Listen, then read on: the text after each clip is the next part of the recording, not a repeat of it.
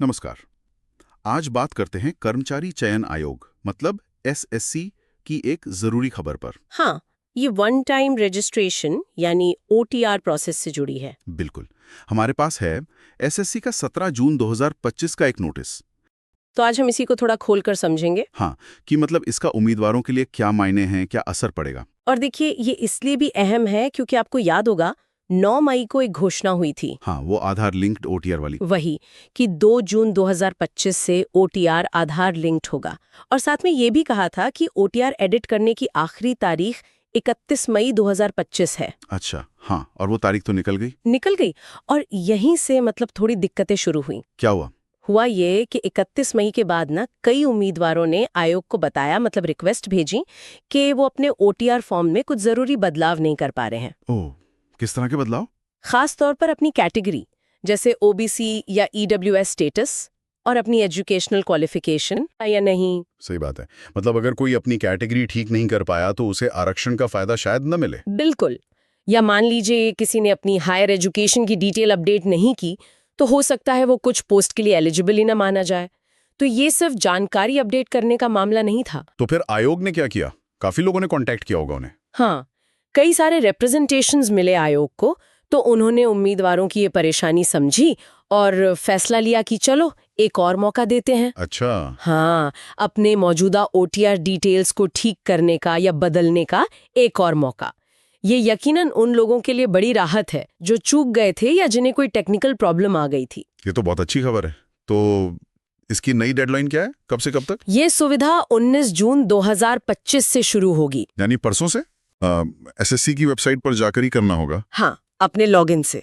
ठीक है, चलो एक मौका और मिला, लेकिन इसमें कोई पेंच है? मतलब कोई शर्तें वगैरह? हाँ, एक बहुत जरूरी चेतावनी है, इस पर ध्यान देना होगा। क्या? आयोग ने नोटिस में साफ लिखा है कि ये जो बदलाव की इजाजत है, ये सिर्फ असली मतलब जेन्युइन कारणों के लिए है। जेन्युइन कारण मतलब अगर वाकई कोई गलती हो गई थी उसे सुधारना है।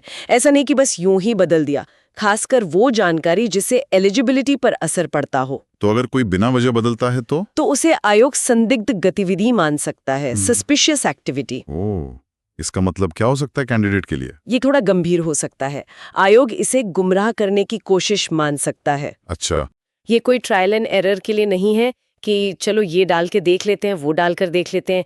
जो सच है, जो सही है, बस वही अपडेट करें। समझ गया। अच्छा, मान लीजिए किसी को दिक्कत आती है ये करते हुए या कोई सवाल है तो उसके लिए हेल्प डेस्क है, टेलीफोन या ईमेल से कांटेक्ट कर सकते हैं। ओके।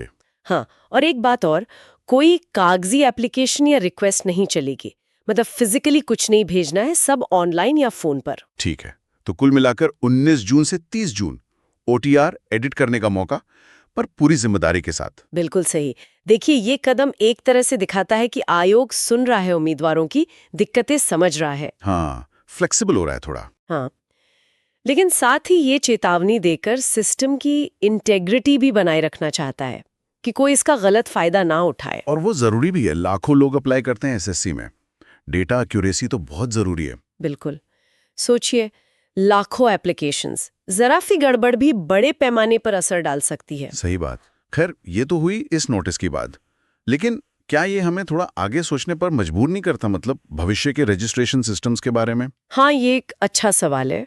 बिल्कुल सोचना चाहिए कि आगे ऐसे सिस्टम कैसे बने कि बाद में इतने बदलावों की जरूरत ही कम पड़े। हाँ, शायद फॉर्म भरते समय ही ज्यादा मदद मिले।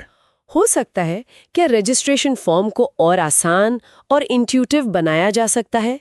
क्या एआई जैसी टेक्नोलॉजी मदद कर सकती है फॉर्म भरते समय गलतियां पकड़ने में? ताकि शुरू में ही सब सही भरा जाए। हाँ, ताकि बाद में ये सब परेशानियां कम हो। तो इस पर यकीनन और काम हो सकता है। बिल्कुल। चलिए, तो ये थी आज की जानकारी एसएससी के ओटीआर अपडेट पर। उम्मीद है इससे उम्मीदवारों को